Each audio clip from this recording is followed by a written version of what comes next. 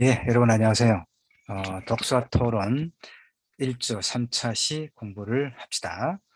아, 1주 1차 시에서는 우리 독서 토론을 15주 동안 어떻게 수업을 진행할 것인가와 관련해서 안내를 했죠. 2차 시에는 비판적 사고와 질문의 중요성과 관련해서 토론 수업의 어떤 의의를 중심으로 설명을 했습니다. 3차 시에는 예고했던 것처럼 책을 읽는다는 것은 우리에게 어떤 의의가 있을 것인가에 대해서 생각을 나눠보도록 하겠습니다. 제목은 이렇게 적었습니다. 독서 토론이고 우리가 문학 작품을 주로 읽을 것이기 때문에 문학 작품을 읽는다는 것은 어떤 의의가 있느냐, 이 의의라고 하는 것은 의미와 가치를 이야기하는 겁니다. 그 다음에 이제 1차 시와 2차 시는 내 얼굴이 보이지 않았었죠. 오캠이라고 하는 녹화 프로그램을 통해서 수업 영상을 만들었는데, 오늘부터는 이제 이번부터는 어, 내 얼굴도 좀 보여주는 것이 아무래도 여러분이 수업하는데 좀 덜 지루하겠다 이런 생각이 들어서 줌의 화면 공유와 기록하는 그 기능을 활용을 해서 수업 자료를 만들어 보도록 하겠습니다. 예. 일단 이제 문학은 인문 분야라고 하면 보통 우리가 인문학 그러면 문사체를 얘기합니다. 문학과 역사와 철학, 그다음에 이제 심리학까지 덧붙이기도 합니다만은 어쨌든 문학은 이런 인문 분야의 가장 기본적인 토대 역할을 해왔어요. 그 다음에 문학은 인간 사회에 태어난 한 개체가 성장해가는 과정에서 지적 발달을 돕는 그런 역할을 하지요. 특히 이제 실용적인 의사소통의 언어는 우리가 어떤 생존의 욕구와 매우 관련이 깊죠. 배고플 때 배고파라고 하는 발화는 결국은 생존과 관련되어 있지 않습니까? 그다음에 어디가 아프다거나 이렇게 실용적인 의사소통의 언어죠. 그런데 자아를 인식하고 그것을 표현하고 세계에 개입해서 공동체의 어떤 진보의 역할을 하려고 할 때, 그럴 때 주체화되고 상징화된 언어, 즉 문학의 언어가 등장하는 거예요. 그래서 문학은 이렇게 인간이 유년기부터 세계를 인식하는 창으로 작용을 하죠. 어렸을 때부터 그 집에서든 학교에서든 책을 많이 읽도록 우리에게 권유하죠. 또 조금씩 더 자라서 성장기에 어떤 정신적 긴장과 현실 세계와의 충돌을 경험하잖아요. 그럴 때 우리는 이 성장 소설들을 통해서 일정하게 위로를 받고 자신의 새로운 지평을 열 수 있도록 도움을 받을 수가 있어요. 자, 문학을 통해서 이제 선조로부터 이어받고 후대에게 넘겨줄 그런 문화적 유산이 이렇게 형성되기도 하죠. 또 직접 이렇게 쌓이기도 하고요. 그러니까 문학은 우리가 살아가는 동안 내내 만나야 하는 그런 가치 있는 경험의 보고, 보물창고 그 자체다라고 말할 수가 있습니다. 왜냐하면 우리가 경험할 수 있는 실제 세계는 굉장히 제한되어 있죠. 그러나 문학을 통해서는 시간과 공간의 제한이 없죠. 바로 그런 측면에서 간접적인 경험을 문학을 통해서 우리는 확보할 수가 있죠. 그런 의미입니다. 자, 근데 문학 텍스트는 이제 어떤 측면이 있냐면 문학은 언어로 구조화되어 있잖아요. 근데 독자인 우리는, 그러니까 작가는 언어를 통해서 자신의 어떤 그 세계를 구현해 놓죠. 문학 텍스트 속에 어떤 이야기를 만들어 놓는다 이런 얘기입니다. 의미를 담아서. 독자인 우리는 그 문학 텍스트, 언어로 구조화되어 있는 문학 텍스트를 읽으면서 어떻게 상호 소통할 수가 있을까요? 감동, 감흥, 울림의 이런 그 울림을 통해서 상호 소통할 수가 있는 것이다 이런 얘기입니다. 그러니까 문학 읽기라고 하는 것은 읽는 주체인 자아와 독자로서 나를 말하는 거죠. 읽는 주체인 자아와 텍스트로서의 세계가 상호작용하는 매우 독특한 경험 공간이다 이렇게 이야기할 수가 있습니다. 자, 한 편의 시를 읽을 때 예를 들면 우리는 자아를 중심으로 해서 세계를 받아들이고 해석하죠. 시만 그런 건 아니고요. 소설도 그렇고. 그러니까 무슨 얘기냐면 우리는 같은 시, 같은 소설을 읽을 때라도 각자 살아왔던 경험 세계가 다르잖아요. 그 경험 세계를 바탕으로 세계를 어떻게 바라보는가 하는 가치관의 문제도 다를 수 있죠. 그러니까 저마다 각기 달리 이해하고 해석한다 이런 얘기입니다. 문학에서 세계를 수용하고 해석하는 것은 사회과학 의 담론이 뭐 역사라든가 이런 걸 말하죠. 사회과학의 담론이 세계를 탐구하여 수용하고 해석하는 방식과는 좀 다릅니다. 아 시 읽기의 장면을 한번 우리가 상상을 해 봐요. 시 읽기는 읽는 주체의 정서와 감흥에 따라서 그 대상과 세계가 자유롭게 변질될 수 있는 그런 공간이잖아요.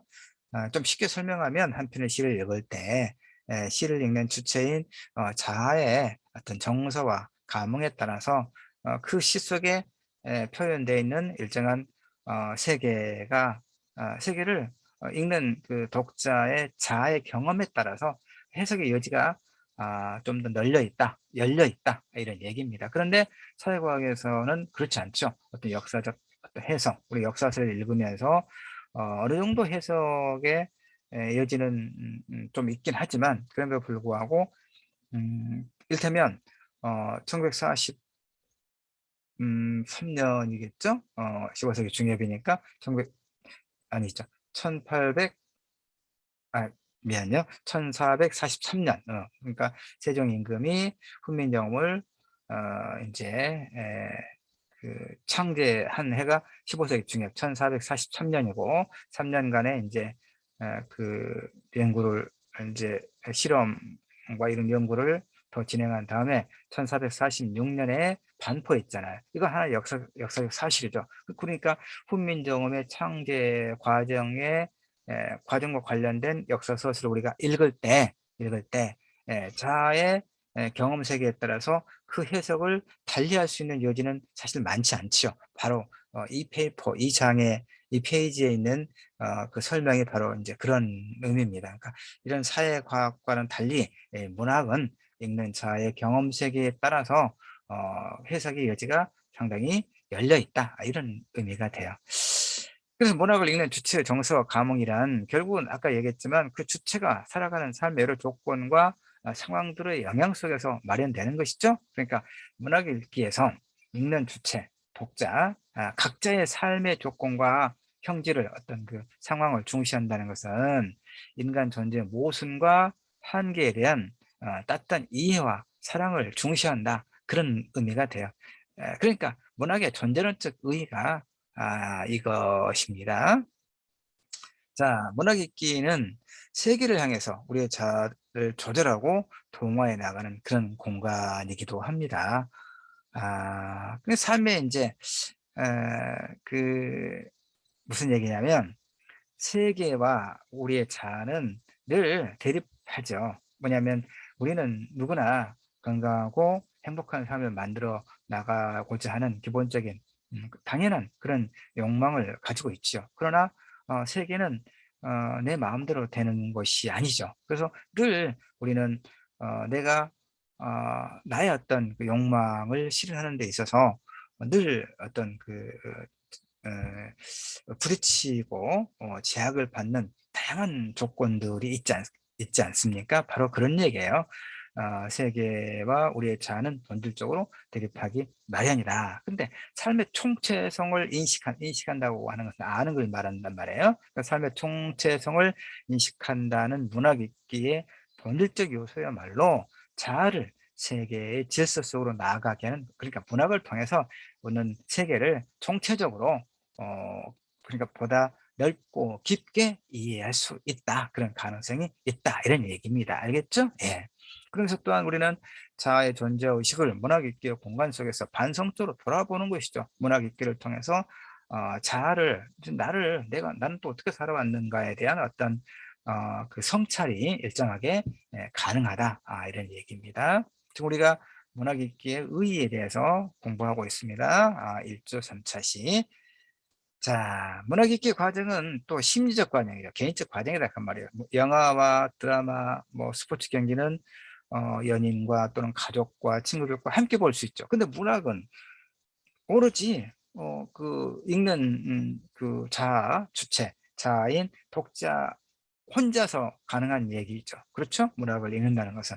그러니까 하나의 심리적 과정이죠. 개인적 과정이면서. 그러나 이 점차적으로 문학 읽기의 과정은 점차적으로 사회적 과정으로 확산돼요. 뭐냐면 예를 들면 공지영의 이제 오래된 소설이 있습니다. 도가니. 도가니는 우리 광주의 인하학교 청각장애 아이들을 잘 이렇게 보살피도록 마련되어 있는 그런 학교에서 오랫동안 아이들을 대상으로 한 폭력과 성폭력이 자행됐고, 그것을 은폐하는 일들이 오랫동안 있었다는 것을 바탕으로 이제 만든 소설이죠. 그다음에 그 소설을 원작으로 또 영화가 만들어졌지 않습니까?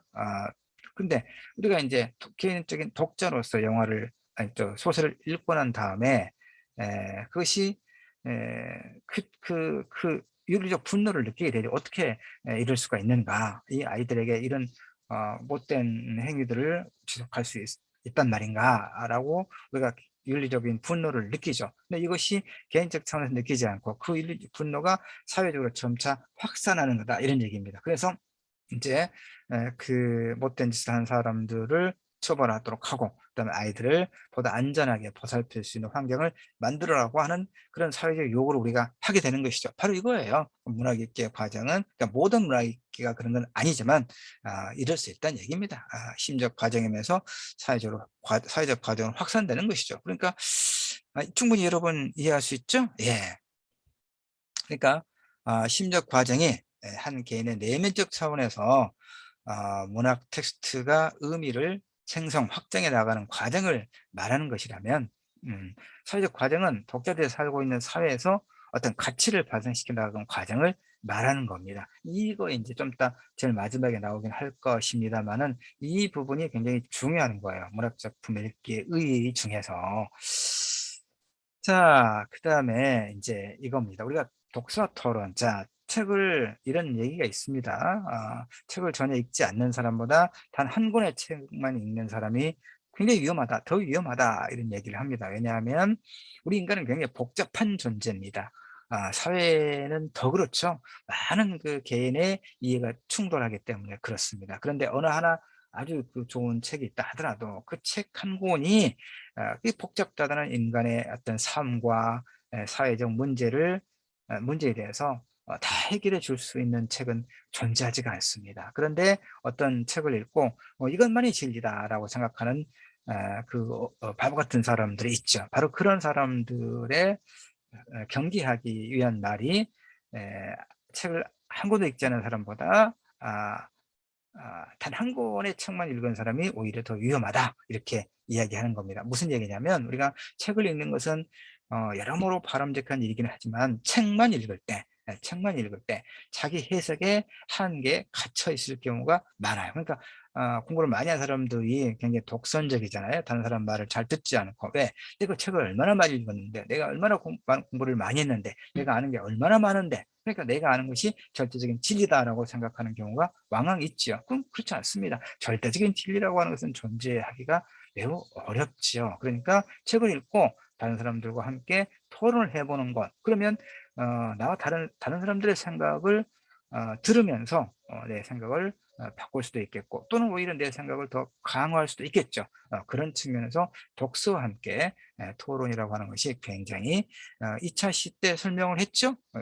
토론이 얼마나 중요하고 필요한가를 공부한 바 있습니다. 자, 그래서 문학 읽기는 이렇게 감흥과 해석과 인식의 과정이 순환적으로 상승되는 그런 구조다, 이렇게 이야기할 수가 있습니다. 또 하나는 이제 문학은 상상력의 공간이죠. 그렇죠, 여러분. 상상력의 공간입니다.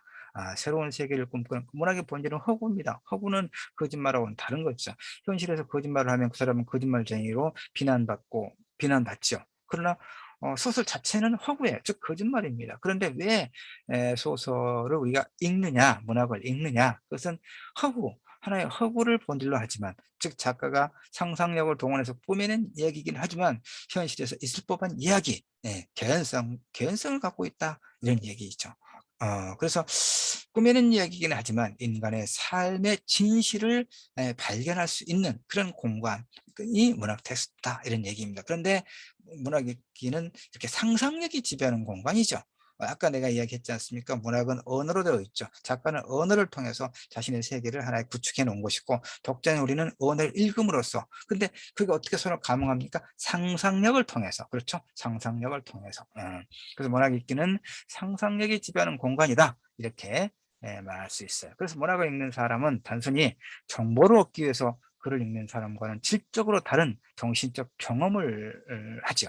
문학은 그 자체가 형성화된 상상력에 산 형성화됐다는, 이제 축조된, 건축물을 만들 때 축조된 그런 상상력의 산물이거든요. 그러니까 형상화하는 행위 못지않게, 그러니까 작가가 축조한, 언어로 축조한 하나의 세계, 그것 못지않게 그걸 읽는 독자로서의 행위 역시 상상력을 요구한다, 이런 얘기입니다. 여러분, 어렵지 않게 이해할 수 있죠? 그래서 우리는 문학을 읽는 행위를 미적 경험이라고 해요. 미적, 아름다움을 경험한다. 그다음에 초월적 사유라고도 하고 감동적 발견이다 라고 부르기도 해요. 상상력의 작용을 전제로 하는 그런 개념들이죠.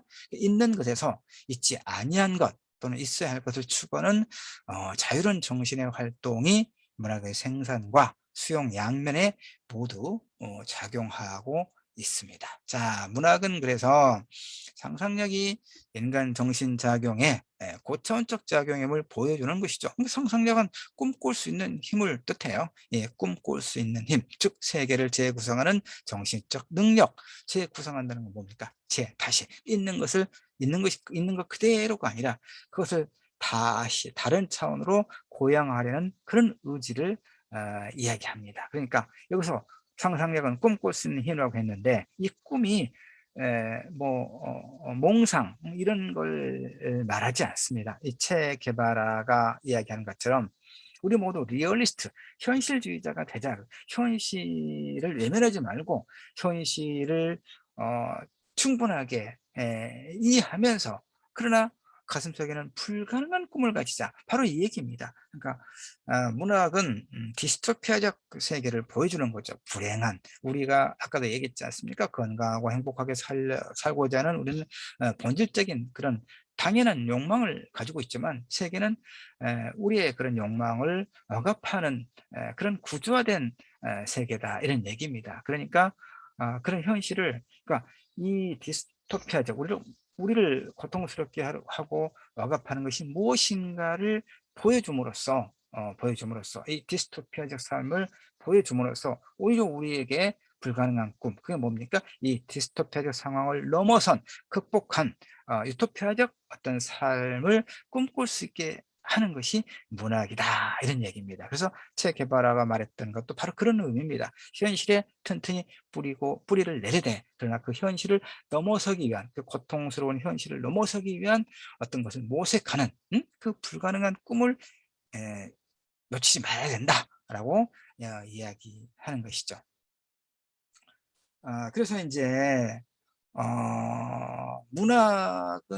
문학은 성찰과 감동, 아까도 다 했던 이야기죠. 성찰과 감동을 제공함으로써 우리에게 상상력의 날개를 이용해서 비상할 것을 요청합니다. 자, 문학이 상상력에 의해 추구하고자 하는 새로운 세계는, 아까 내가 유토피아를 이야기했지만 낭만과 환상의 유토피아만을 또 의미하는 건 아니에요. 이걸 잘 이제 이해를 해야 되는데, 이 새로운 세계란, 그러니까 그 유토피아는 현실에 존재하지 않는 어떤 세계죠. 그러니까 각성된 세계. 각성은 뭡니까? 성찰, 어떤 깨달음을 통해서 그런 디스토피아적인 그런 세계에, 그러니까 우리를 억압하는 것이 무엇인가를 깨달은 연유해야 그것을 넘어설 수 있는 어떤 모색이 가능하겠죠. 그런 얘기입니다. 그러니까 문학은 우리가 무감각하게 지나치는 그런 일상의 삶을 의미 있는 각성의 차원에서 발견하게 하는 그런 매우 소중한 어떤 체험이다라고 이야기할 수가 있습니다. 문학을 읽는다는 것은. 그래서 문학은 우리에게 너무 익숙하게 반복되고 성투화되어서 의미가 상실된 그런 자동화된 일상을, 그러니까 관습적인 그런 일상을 읽게 우리가 하지요. 이 자동화된 일상을 낯설게 새롭게 보게 함으로써 우리 현실을 새롭게 재구성해서 의미를 발견하게 하는 힘. 그러니까 내가 이렇게 살아서는 안 되겠구나 라고 하는 그런 어떤 반성의 계기가 될 수 있다, 이런 얘기죠. 굉장히 소중한 것이죠. 자, 이제 마지막 챕터입니다. 문학 읽기의 궁극적인 의의는 어디에 있느냐? 자, 보는 부분만 하겠습니다. 자, 문학 읽기라고 하는 것은 우리로 하여금 삶을 한 단계 더 높은 곳에서 성찰하게 하는 그런 역할을 해요. 그래서 문학 읽기의 궁극적 목적은 뭐냐? 책을 읽는다는 것에 왜 책을 읽느냐와 관련된 거죠. 궁극적 목적은 뭐냐? 실천. 문화적 실천을 하는 주체로서 인간을 형성하는 데 있다, 이런 얘기입니다. 문학 작품을 읽으면서 느끼죠. 뭔가를 느끼고 자신의 경험과 주관을 대입해서 해석을 하고 그걸 객관해서 설명해 보거나 평가하고 그 세계를 자신의 관점에서 파악하고 인식하는 과정이 이제 문학 읽기의 과정에서 우리는 의식하지 못하겠지만 이런 과정을 거치는 거거든요. 그럼 문학 읽기는 세계를 인식하는 한 방식으로 기능하는 거죠. 그러니까 문학을 통해서 우리는 세계를 보다 넓고 깊이 있게 이해할 수 있다. 이런 의미가 되는 것이죠. 그래서 이제 세계를 보다 넓고 깊게 이해했다. 그걸로 끝내서는 안 된다는 얘기예요. 생산적 문화행위. 뭐 다 작가가 되라는 의미가 아닙니다. 아까 공지영 소설 도가니를 내가 예로 들었지 않습니까? 문학 속에 들어있는 매우 그 어떤 모순되고 부조리한 현실을 그대로 둘 수는 없다라고 하는 어떤 그 각성이 사회적 연대를 통해서 작용하는 그런 예를 공지영 소설 도가니를 통해서 내가 설명을 했습니다. 바로 그거죠. 생산적 문화행위. 생산적 문화행위. 자, 봅시다. 그러니까 우리가 이제 우리는 소비자죠. 이 대량 생산 시대에 자본주의 체제에서는 우리는 단순한 소비자에 머무는 경우가 아주 많아요. 그런데 우리는 바로 그런 것, 이런 그 상업적 유통 시스템에 의존하는 그런 단순한 소비자의 위치에만 있는 것은 곤란하지 않느냐라고 하는 거죠. 그래서 대중 지향의 소비 문화들은 그것이 정신문화의 한 현상이라기보다는 물적 욕망의 또 다른 변형에 불과할 수가 있어요.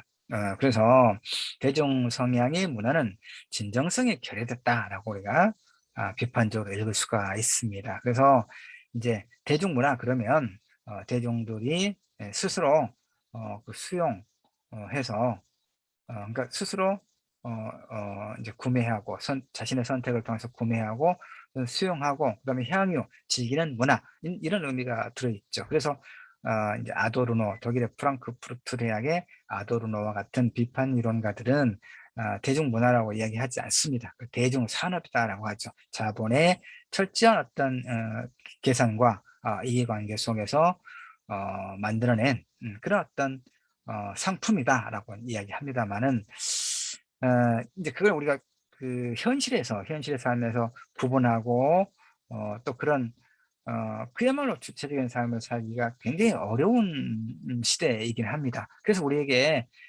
필요한 것은 뭐냐면 문학하는 행위에 있어서도 어떤 그 대중성, 어떤 대중적인 흐름에 그 맹목적으로 편승하지 말고 주체적으로 어떤 문학 텍스트를 선택하고 읽을 그런 이제 안목을 갖추게 필요한 겁니다. 진정성 있는 문학.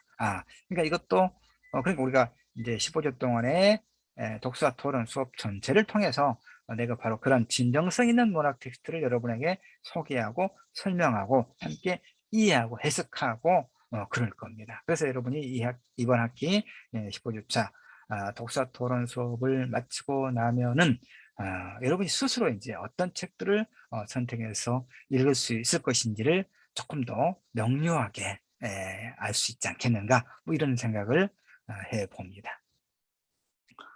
그래서 결국에 이제 궁극적 목적은 뭐냐? 문학을 읽는 것의 궁극적 목적은 비판적 지성의 구현이다, 이런 얘기입니다. 비판적 지성. 2차 시에서 설명했지 않습니까? 비판이라고 하는 것은 무조건 옳지 않다고 비난하는 것과는 좀 다른 것이죠. 그러니까 왜라고 하는 그 질문을 그러니까 그 당연한 듯 보이는 어떤 것에 대해서 왜라고 하는 질문을 던지는 것, 그걸 통해서 학문과 과학기술과 인류의 문명은 발전해왔다. 이런 얘기입니다. 이게 바로 비판적 지성인 거예요. 비판적 지성. 그대로 답습하지 않고 침묵하지 않고, 예. 이게 문화적 실천 주체로서의 문학 독자라는 개념과 매우 밀접한 연관을 가지는 건 뭐라고요? 비판적 지성의 구현. 예. 무엇이 옳고 그른가를 분별할 수 있는 것. 그다음에 내가 왜 이걸 옳다고 생각하는지, 왜 그러다고 생각하는지 객관적인 근거를 제시해서 그 주장의 설득력을 보편화하는 것. 이게 논증 활동이기도 하죠. 자, 바로 이것이 이제 문학 읽기에 책을 읽는다는 것의 궁극적인 의의다. 이런 얘기입니다. 무엇이요? 비판적 지성의 구현. 바로 이 얘기입니다. 자, 앞으로 돌아가서 조금만 다시 한번 정리를 하죠. 이제 다 내가 이 페이퍼 자료를 통해서 여러분의 하고자 하는 이야기는 다 하긴 했습니다만은 한 5분 정도만 조금 설명을 하도록 하겠습니다. 자, 오늘 지금 독서토론 1조 3차 시 수업을 하고 있습니다. 책을 읽는다는 것은 어떤 의미냐, 즉 문학작품 읽기의 의의에 대해서 거의 30분가량 설명을 했죠.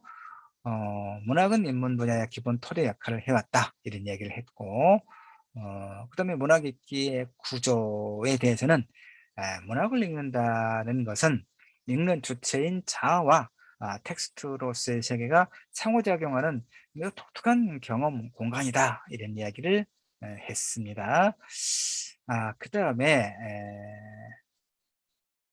문학 읽기의 과정은 개인적 과정, 심리적 과정이기도 하지만 이것이 점차적으로 사회적 과정으로 확산되는 경우도 왕왕 있다라고 하는 것입니다.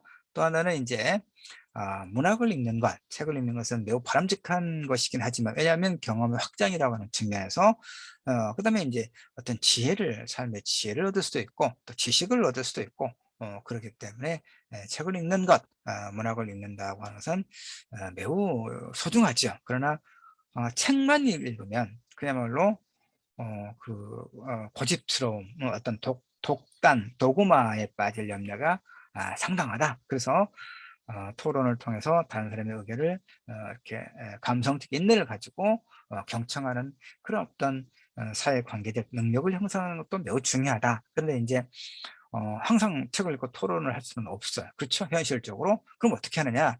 어떤 책을 읽고 그 책에 대해서 쓴 어떤 평론들, 서로 다른 관점에서 쓴 그런 평론들을 찾아서 읽어보는 것이 또 매우 중요한 어떤 2차적인 독서 행위라고 말할 수 있어요. 그것은 뭐냐면 이것도 이제 내 책을 또 광고하면 내 2020년에 펴낸 내 평론집이 하나 있죠. 소설적 상상력과 젠더 정치학.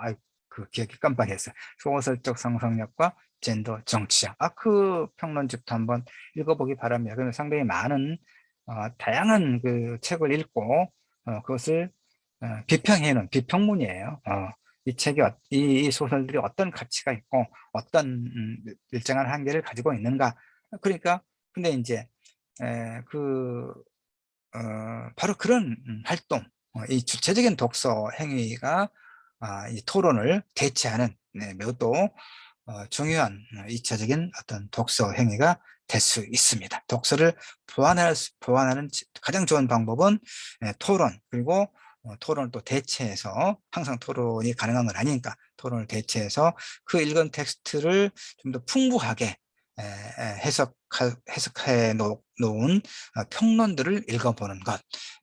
평론집을 사서 읽어보기도 하고, 도서관에 이제 전자저널에 이렇게 도서관에 로그인해서 전자저널을 통해서 키워드를 입력해가지고 그 책에 대해 어떤 특정한 텍스트에 대해서 평가해 놓은, 비평해 놓은 비평문들, 평론들, 연구 논문들이 많이 있으니까 그것들을 찾아서 읽어보는 것, 비교해서 읽어보는 것, 이게 굉장히 중요하다. 이런 얘기입니다. 자, 그 다음에 이제 문학 읽기는 상상력이 지배하는 공간이다. 이런 얘기 했습니다. 상상력의 작용. 그래서 책 개발하고 얘기했던 건 우리 모두 리얼리스트가 되자. 그러나 가슴속에 불가능한 꿈을 가지자.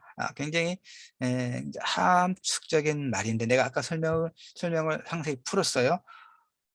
만약에 아직은 지금 확정하고 있지는 않습니다만은 지금 방금 생각났던 게 뭐냐면 중간 시험 때 이제 우리가 대면 수업을 하면 소수령 한 2문제를 내고 비대면으로 계속 수업을 하면 이제 하여튼 뭐 그렇더라도 이제 뭔가 글쓰기를 하도록 줄 텐데 부여할 텐데 이 문장을 가지고 책 개발하에 우리 모두 리얼리스트가 되자. 그러나 가슴속에는 불가능한 꿈을 가지자라는 말의 의미가 무엇인지 내가 독서토론 1조 3차 시에 문학작품을 읽는다는 것의 의의가 무엇인가를 설명했던 걸 참조해서 이 말의 의미가 무엇인지 서술하시오 라고 문제를 낼 법도 하죠. 여러분이 교수라면 낼 말 하잖아요. 이런 것들 그 의미를 잘 이해를 하라 이런 얘기입니다. 내가 강의했던 것을 계속 잘 이렇게 다시 듣고 하면서 알겠죠? 이 말은 널리 쓰이고 있지만 의미가 무엇인지를 정확하게 설명하지 못하는 친구도 사실은 많거든요. 자, 우리가 뭔가를 이해한다는 것은 그것에 대해서 설명할 수 있다는 것을 의미해요, 여러분. 책 개발하고 이렇게 말했다. 근데 이해를 했어. 그럼 다른 친구에게 이 말이 무엇인지를 설명할 수 있는 그런 능력을 갖췄다. 이것이 바로 진정한 이해다. 참된 이해다라고 말할 수가 있어. 이해가 안 됐다. 덜 됐다. 그럼 다시 읽어보고 그것이 무엇인지를 또 찾아보고 해서 완전히 자기 것으로 만들었을 때 우리는 그것을 비로소 이해했다라고 말할 수가 있는 겁니다. 성찰과 감동의 문제 이야기했고요.